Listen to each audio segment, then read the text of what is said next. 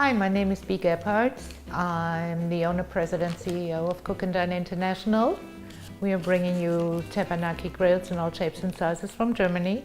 And we want to show you Teppanyaki beyond stir fry. We decided to do little German meat pies called Frikadellen, paired with a sweet potato hash. Let's start with the sweet potato hash, which is been inspired by Sam the cooking guy. I have to mention that. And we start with peeling and dicing 2 medium sweet jewel potatoes. And we're dicing them into medium cubes. Medium meaning like about 3/4 inch, and make sure they are fairly even. The next step is the leeks. We have 2 leeks, and we wash them, chop them into about 1/2 inch rings, put them in a colander and rinse them really well because they can trap a lot of dirt, and pat dry so we won't have any splatter later. You take a medium-sized red onion and chop that up in medium cubes. You don't really mince it, and not too coarse, just a medium chop. You do the same with a red bell pepper. First you cut it into strips, and then you cut it into pieces. Of course, it had been washed and the seeds have been removed before you chop it up. Also adding a bunch of scallions, the green onions, wash and chop up. And we also use 8 ounces of baby bella mushrooms and slice them into about 1/4 inch thick slices.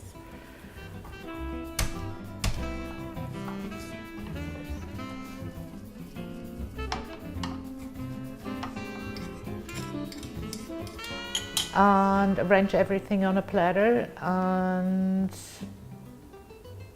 that's it for now, because we move on prepping the meat and cooking the meat first before we cook the vegetables. Okay, our meat is frikadellen, or little meat patties, and I call them dad style because that's how my dad made them at home for us when we were kids. And since I'm German, of course, it's German style. And we need for that 1 pound of ground beef, 1 pound of ground pork, 2 large eggs or 3 small.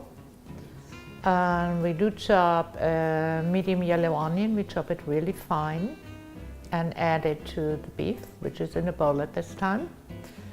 We also soak 2 dry Chicago rolls or stale bread of the same amount in some water, press it out real nicely, and add that to the meat mix. And optional, you can add garlic, capers, parsley, whatever your desires on spices are. Basically, you use spices, pepper, salt, and some sweet paprika. And now you have to go in and mix all that up with your hands, but don't over mix it. Leave it a little dicey, if you will, so you can still see all the ingredients. Do not make it pasty or anything like that, because your little meat patties will get really dry and tough otherwise. Once you've done that, you take a platter and some panko breadcrumbs and put the breadcrumbs down on the platter. Once you've formed the little patties, like about 2-inch diameter, you put them on the platter where the panko has gone down before. And then you dust or bread the tops with remaining panko breadcrumbs, or you can use unseasoned regular breadcrumbs. That's what my dad would have used. And then you take your thumb and make a little indentation with your thumb in the center of each of the little patties so they don't bulge up too much once they go for frying. Okay, now we're getting to warm up our teppanyaki cooktop on 5. Make sure everything is snug in terms of electricity, all plugs firm. Set the temperature dial to 5. And you'll see the green light is the running light, the orange light is the warming light. So as long as it's warming up, the orange light will be on. When the set temperature has been reached, the orange light will go off. And at that point, we will jinx up the temperature to about 8, 8.5 out of 10. That'll do it. And again, wait for the orange light to go off to make sure we have reached the proper cooking temperature here. In order to prevent splattering, it's always nice to use fairly lean meat for one, and also not pour the oil generously on the top. Try wiping or spraying. I personally like the wiping part. You can always add something later, but it's hard to take something off once you start cooking. You do that wiping with a folded paper towel or so. As I said, you can always add later. And now you grab your platter with your little meat patties or frikadellen, and you place them on the hot, greased cooktop, just like that. And you sit them down and you let them cook for about, I would say, anywhere between 5 and 7 minutes, depending on.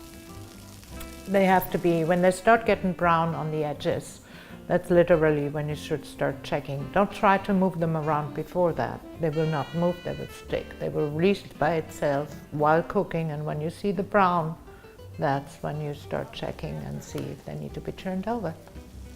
And at that point, you might want to add a little more grease or oil, cooking oil, vegetable oil, before you actually turn the bobbies and cook the other side. And when that is nice and brown, you might want to take one and test for doneness. And then you push them in the warming area. We did this on this table, so there's a warming area with a lower temperature. And we figured it's easier to keep the frikadellen warm than the vegetables, which will be cooked after. Now that we have the patties in the warming area, we already have the correct temperature, meaning 8, 8.5 on these teppanyaki flat tops. And then we start with the potatoes, because that is what takes the longest time to cook. So put down the diced potatoes, and same procedure like with the meat patties. Don't try to move them around too much. They are starchy. They have a tendency to stick. So just let them sit there, and when you see they start browning on the edges again, that's when you start checking on them and make sure they don't get too brown or too dark for your taste. It's all a little bit of a personal preference thing, how dark you want to brown them. When they've reached the point you like, you turn them and make sure the other sides get nicely browned as well. They don't have to be cooked through at this point. They can be just before ready, because we need to push them in the warming area as well in order to slowly finish cooking while we are doing the faster cooking veggies in the center. It sounds difficult, but once you see it, it's really just a matter of sequence. With the baby bellas, and put them in the center, because they need to cook down a little more to enhance the taste. And now all the other veggies go on, literally. And they need to be sauteed until they don't really fry, it's sauteing at this point. But you cook them until it's soft, until they start to soften. It's absolutely your choice how crisp or how soft you want to cook your veggies. Just keep picking and see what your personal preference is. And once you've reached that point, we always say, let's let it have a slight bite. Not hard, but a slight bite. A little crunch would be nice. And at that point, we mix in the potatoes, which we had pushed on the side. Again, also give it a little try so they're not too hard. So it gives you a little bit of an indicator how much longer this needs to cook. In our case, this is just perfectly ready. We mix it up, we season with salt and pepper at the end, and again, season to taste, give it a little try. And what I personally like to do at the very end is give it a little drizzle with extra good olive oil, just for tasting. It's not meant for cooking, it's more as a seasoning. I like to use it as a seasoning. And that is basically it. We are ready, and we can serve it now. Switch off the teppanyaki. In this case, we had the table, the full-size table. You can do that in a portable or a built-in unit as well.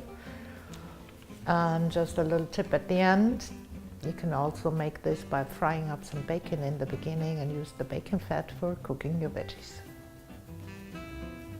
A teppanyaki beyond stir-fry dish. Hope you like it.